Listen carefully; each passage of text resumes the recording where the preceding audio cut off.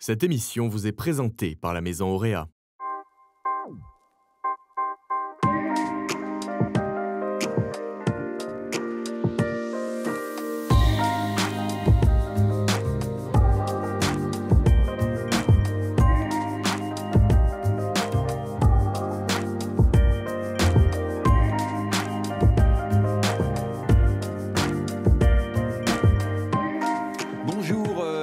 Merci d'être déjà fidèle à notre rendez-vous hebdomadaire sur les antennes d'Azur TV consacré au secteur de l'immobilier. C'est Azur Immo, bien sûr.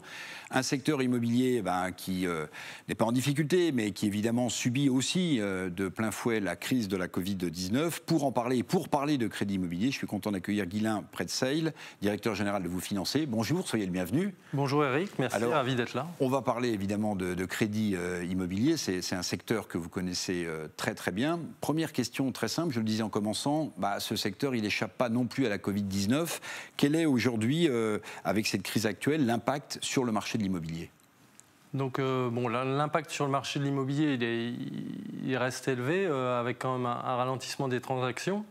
Surtout que nos collègues agents immobiliers ne peuvent plus effectuer les visites, donc ça freine forcément les ventes. Après, on reste sur une demande assez forte en ce moment, malgré le contexte. Alors on dit, Guylain, et on le constate, que les taux sont extrêmement bas en ce moment, les taux d'intérêt. Donc évidemment, c'est une répercussion sur le coût du crédit. On le verra tout à l'heure avec Laura Macari du journal Mieux Vivre Votre Argent. Mais le crédit des banques s'est-il beaucoup resserré, notamment pour les primo-accédants qui cherchent à acheter leur premier bien immobilier ? Alors oui, on assiste à un vrai resserrement depuis le début d'année. Sur le marché des primo-accédants encore plus, notamment du fait de la problématique de l'apport, dont on reparlera peut-être un peu plus tard dans l'émission, mais oui, il y a un vrai resserrement. C'est la même chose lorsqu'on parle de resserrement de crédit bancaire pour les particuliers et pour les professionnels ? Les problématiques sont différentes, mais c'est vrai que sur les deux marchés particuliers et professionnels, on assiste à un vrai frein. C'est vrai que le professionnel, après, ça va rester cantonné à certains secteurs où là, ça devient vraiment compliqué. Alors, vous parliez des fameux primo-accédants. Oui. J'ai souhaité qu'on ait un exemple concret. Un couple qui veut acheter son premier bien immobilier. Il rentre dans votre agence, chez Vous Financer. Il a une démarche personnelle. Oui. En général, ils sont deux à emprunter. Ils viennent chez vous voir ce que vous leur proposez. On parlera également de la question de l'apport, qui est déterminante. Je vous propose qu'on regarde ensemble ce sujet de Stéphanie Mossman, des primo-accédants qui poussent la porte de Vous Financer et qui viennent vous demander d'emprunter. Regardez. Et donc on avait noté 1 700 € pour monsieur et 2 000 € pour vous. À l'autre bout du téléphone, un couple de primo-accédants âgés de 25 et 27 ans. L'un est ingénieur, l'autre fonctionnaire. Leur projet, acquérir un bien d'une valeur de 280 000 €. Actuellement, ils n'ont pas de charge puisqu'ils sont encore logés par la famille. Ils partent sur un projet, donc une acquisition de résidence principale à 280 000 €, pour lequel il y aura à peu près 21 000 € de frais de notaire. Et on part sur un financement à 267 000 € et 40 000 € d'apport pour ce projet. La mensualité sera aux alentours des 1 040 €, assurance comprise. Ils seront sur un endettement à 31%. Donc il n'y aura pas trop de soucis pour ce type de crédit. On a pris un taux à peu près à 1,20 sur 25 ans. De très bonnes conditions dans le contexte actuel, car malgré la baisse des taux, le durcissement des conditions est à l'œuvre. En cause, l'épidémie de Covid-19 qui place la situation professionnelle des acquéreurs potentiels au rang de l'enjeu principal. Si on avait un secteur d'activité qui était différent, comme l'hôtellerie, le tourisme, l'événementiel, qui sont des secteurs très touchés actuellement par la crise Covid, ça rendrait le dossier beaucoup plus compliqué. De même qu'ici, on a un apport qui est quand même conséquent sur ce dossier-là. Si les personnes n'avaient pas d'apport, ça rendrait également le dossier compliqué, car aujourd'hui, les banques essayent de minimiser leurs risques au maximum Et prêter plus que la valeur d'un bien, forcément, c'est un risque beaucoup plus important pour la banque. À noter que le fait d'être au chômage partiel impacte aussi la capacité d'emprunt.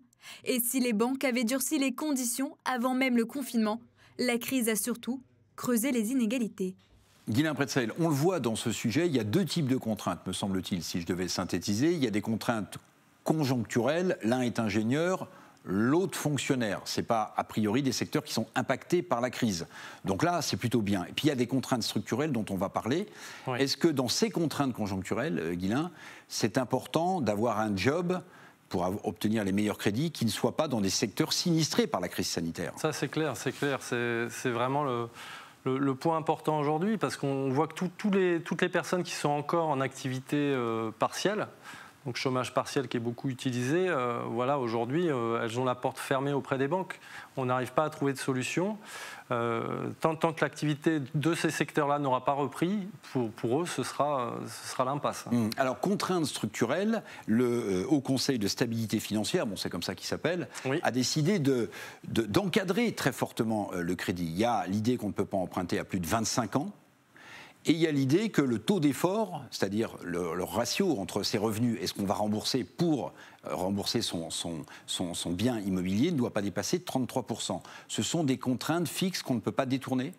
Alors, c'est des contraintes qui ont été fixées depuis le début de l'année. De façon surprenante, elles sont toujours effectives, elles n'ont pas été levées pour l'instant. Donc voilà, si sur certains dossiers, on va pouvoir arriver à déroger, dans 25% des cas, en fonction du reste à vivre, pour peu qu'on ait une situation qui le permette.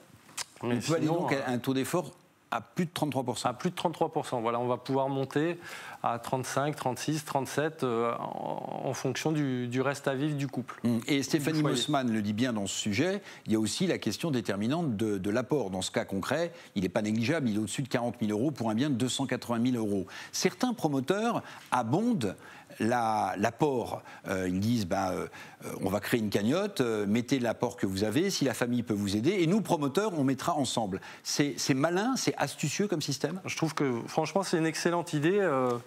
Je pense que c'est à développer, parce qu'aujourd'hui, le gros point noir sur les dossiers, c'est l'apport. Donc si on peut avoir un effet de la part des promoteurs sur ce thème-là, je pense que ça peut être que bénéfique. Après, personnellement, je trouve que l'État devrait aussi avoir une action à ce niveau-là et peut-être proposer à la place du prêt à taux zéro, justement, le financement de ces frais pour aider les primo-accédants.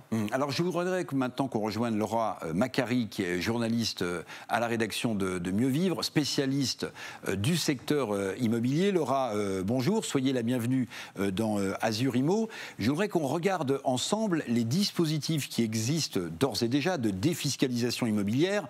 Il y a le Pinel, bien sûr, il y a le Denormandie, il y a aussi le Censi-Bouvard. Alors souvent, en la matière, Laura, ce sont des anciens ministres du logement qui ont donné le nom à ces dispositifs de défiscalisation. Est-ce que vous pouvez nous détailler concrètement le Pinel et le Denormandie, parce que je sais que Guylain a beaucoup utilisé et continue de commercialiser ce type de disposition fiscale. Bonjour, tout à fait. Déjà, pour commencer par le dispositif Pinel, donc en effet du nom de l'ancienne ministre du Logement Sylvia Pinel, il permet une réduction d'impôt pour les logements soit neufs, soit réhabilités, qui visent les performances du neuf. Donc pour en profiter, le bien doit être situé dans un immeuble et dans une zone tendue. On parle par exemple de Paris, de la banlieue parisienne, de Lyon ou encore de Toulouse. Le propriétaire doit alors louer son logement vide durant 6 à 9 ans, prorogeable jusqu'à 12, en respectant un plafond mensuel pour le loyer qui est fixé par l'État. Il permet alors d'obtenir une réduction d'impôt de 12% du montant de l'investissement, qui est plafonné à 300 000 euros dans tous les cas, avec un engagement de 6 ans. Donc ce sont de belles réductions d'impôts qui sont possibles. Et vous évoquiez, Eric, le dispositif de Normandie. Il fonctionne de la même façon, sauf qu'il est complètement dédié à l'ancien. L'objectif est de lutter contre l'insalubrité et d'encourager les propriétaires à rénover des biens anciens. Pour en profiter, les travaux doivent représenter au minimum 25% du prix du logement. C'est ça. Donc par exemple, si j'achète un appartement qui coûte 100 000 euros, je dois investir au minimum 25 000 euros pour le moderniser et améliorer sa performance énergétique. Comme Pinel, le dispositif de Normandie exige que le logement soit loué Voilà. Et puis il y a le troisième dispositif, Laura, le Censi-Bouvard. Guilain vous écoute avec beaucoup d'attention. Il aura peut-être à commenter aussi le Censi-Bouvard. Allez-y. Qu'est-ce qu'il recoupe, le Censi-Bouvard ? Alors ce dispositif, c'est aussi dans le cadre de l'investissement locatif, mais il est réservé aux meublés. Il peut s'agir par exemple d'une résidence avec service tournée vers les étudiants ou les seniors. Donc ce dispositif est intéressant pour l'investisseur car il peut réduire ses impôts de 11% de la valeur du bien, soit pour un investissement de 300 000 €, le plafond, jusqu'à 33 000 € sur 9 ans. On peut récupérer la TVA ? Oui, tout à fait. Il est possible sous certaines conditions de récupérer la TVA. Guilain, sur ces trois dispositifs, lequel vous préférez commercialiser aujourd'hui ? Alors, c'est vrai que nous, dans notre région, donc sur le 06, moi, j'affectionne tout particulièrement la loi Pinel, parce qu'on est dans une zone tendue, justement, avec une forte demande locative, où les actifs ont besoin de se loger. Donc, on trouve facilement des locataires quand on achète en loi Pinel. Et qu'on loue dans le 06. Donc voilà, c'est vraiment ce que je privilégie aujourd'hui. Laura, c'est le meilleur dispositif de défiscalisation, pas quand on est dans le 06 ou sur la Côte d'Azur au sens large, mais quand on veut louer ce type de bien, pour vous aussi, c'est le meilleur dispositif ? Les trois dispositifs sont finalement un peu différents et concernent des biens différents, mais en effet, si on vise soit un logement neuf, soit un logement qu'on veut réhabiliter, c'est un dispositif très intéressant. Merci beaucoup Laura Macari. Je vais terminer avec vous Guilain. Sur ces dispositifs fiscaux, on a l'impression que là, dans le secteur immobilier, comme ailleurs dans la société française, on a souvent tendance à empiler les lois. À chaque fois qu'on a un ministre du Logement, on a un nouveau système de défiscalisation. Est-ce que vous aimeriez une vision beaucoup plus globale de l'État sur ce secteur immobilier qui a besoin d'être relancé avec cette crise ? C'est clair qu'on a besoin aujourd'hui de visibilité, on en manque cruellement. Je crois que le gouvernement aujourd'hui a d'autres priorités, ce que je peux tout à fait comprendre, mais on a besoin d'une vraie visibilité et je pense qu'on a besoin d'une vraie mesure aussi qui puisse relancer ce secteur-là, relancer les permis dans la région. Et derrière le marché du bâtiment qui suit, donc c'est quand même primordial pour la région. Le fait, et ce sera ma dernière question, Guilain, qu'on ne puisse pas officiellement visiter les biens qu'on veut acquérir, c'est un handicap supplémentaire pour les agences immobilières, mais aussi pour des gens comme vous financez, qui ont besoin que les gens voient au moins une fois l'appartement avant de l'acheter et de déclencher un crédit. Oui, bien sûr. C'est sûr qu'aujourd'hui, ça freine l'entrée des dossiers. Après, heureusement, on a encore des dossiers, des visites qui avaient été initiées avant le confinement. Les compromis étant assez longs à signer, on a encore des dossiers. Mais il faut rapidement qu'on puisse reprendre une activité normale. Et malgré tout, on reste sur une demande soutenue.